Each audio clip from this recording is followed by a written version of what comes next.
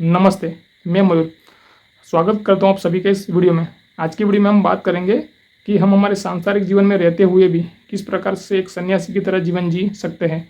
कई बार क्या होता है कि हम साधु संतों को देखते हैं और हम मन ही मन ऐसा सोचते हैं कि इनके जैसा जीवन जीना हो ना तो हमको सब कुछ, हमारा घर परिवार छोड़ छाड़ के हमको क्या है कि जंगल में जा कर के बसना पड़ेगा।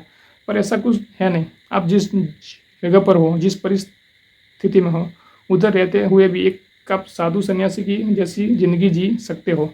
तो सबसे पहले तो क्या है कि हमको फल की इच्छा के बिना कार्य करना है। कुछ भी कार्य करें हम तो बिना फल की इच्छा के हमको कार्य करना है। आप आपके पारिवारिक संबंधों में भी जो भी एक दूसरे से व्यवहार करते हैं तो रिटर्न में हमको किसी भी प्रकार की अपेक्षा नहीं रखनी है। सपोज़ के मान लो कि आप आपके बच्चे को पाल पोस करके बड़ा करते हो, तो फिर आपको ऐसा नहीं सोचना है कि भाई ये बड़ा हो करके मैंने उसको पाल पोस करके बड़ा किया तो ये बड़ा होके मेरी सेवा करेगा। हो सकता है कि वो करे और हो सकता है कि वो भी ना भी करे।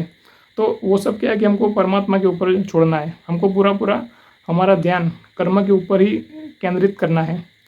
हम अब जो भी आपकी आजीविका चलाने के लिए भी कुछ भी कार्य करते हो, उसमें भी हमको क्या है कि कर्म के ऊपर ही पूरा पूरा ध्यान केंद्रित करना है, ना कि फल के ऊपर।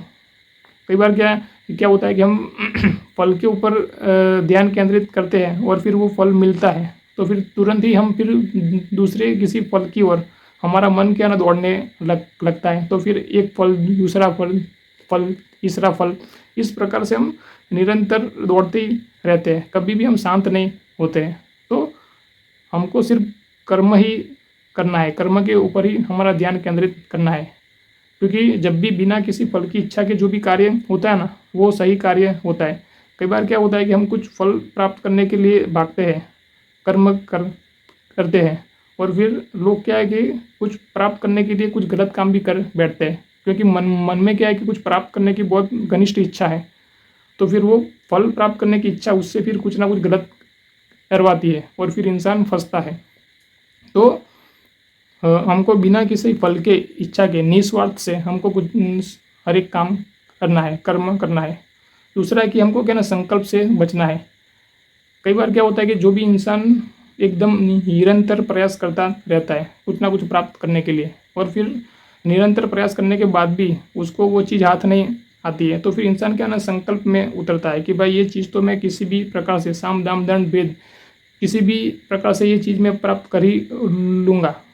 तो फिर वो क्या ना एक जुगाड़ू टाइप का इंसान बनता है। जुगाड़ू इंसान क्या करता है कि जो चीज़ है नहीं उसको प्राप्त करने के लिए फिर जो चीज़ है ना उसको भी दांव पर लगा बैठता है और फिर कई बार जो चीज़ है ना उसको भी खो बैठता है। यानी दोनों तरफ से उसका नुकसान होता है। जो चीज़ है वो भी गई और जो चीज़ आने वाली थी वो तो उसका तो कुछ हुआ ही नहीं, आई ही नहीं। यानी दोनों साइड से उसने नुकसान किया। तो संकल्प से भी हमको बचना है। पर कई बार क्या होता है कि हम हमारे स्कूल में, हमारे क्या बोलते हैं समाज में, पूरी सब जगह पर हमारे बड़े बुजुर्ग हैं, वो लोग भी हम लोगों को यही सिखाते हैं कि भाई संकल्पवान बनो, संकल्पवान बनो। पर संकल्प कई बार क्या होता है कि इंसान के लिए तकलीफ भी खड़ी करता है। कई बार लोग क्या है कि इतना अपनी फल प्राप्ति की इच्छा को अपने मन में दबाए होते हैं ना कि वो चीज़ उनको नहीं प्राप्त होती है ना, तो फिर लोग क्या कोई हीन भावना में भी घुसते हैं। और हीन भावना में अगर घुसता है इंसान तो वो फिर कुछ भी कर सकता है। यहाँ तक कि कुछ कुछ लोग आत्महत्या भी कर बैठते हैं। तो हमको ये संकल्प से बचना है। छोटी छोटी बातों में, छोटी छोटी इच्छा के लिए हमको संकल्प नहीं करना है। क्योंकि संकल्प से कोई भी चीज़ आप प्राप्त करते हो ना तो फिर वो क्या है कि अभिमान के अंदर घुसती है, अहंकार के अंदर घुसती है। क्योंकि अगर कोई भी व्यक्ति एकदम प्रगाढ़ मेहनत से कुछ भी चीज़ प्राप्त करता है ना तो फिर उसका प्रदर्शन तो करेगा ही करेगा। वो जो भी चीज़ उसने प्राप्त की है वो फिर अपने आप से वो फिर जोड़ेगा। तो फिर क्या है कि वो अहंकारी व्यक्ति बन जाएगा। तो अहंकारी व्यक्ति क्या है कि कठोर प्रकार का व्यक्ति बनता है फिर। तो क्योंकि सबसे पहली जो शुरुआत है ना फल प्राप्ति की इच्छा से होती है, फिर उसके बाद क्या ना संकल्प आता है और उसके बाद फिर संकल्प से कोई भी चीज़ प्राप्त होती है ना तो फिर अहंकार बनता है। ये पूरा पूरा क्या ना साइकिल चलता है, मैकेनिज्म है ये। तो फिर उससे क्या है कि हमको बचना पड़ेगा।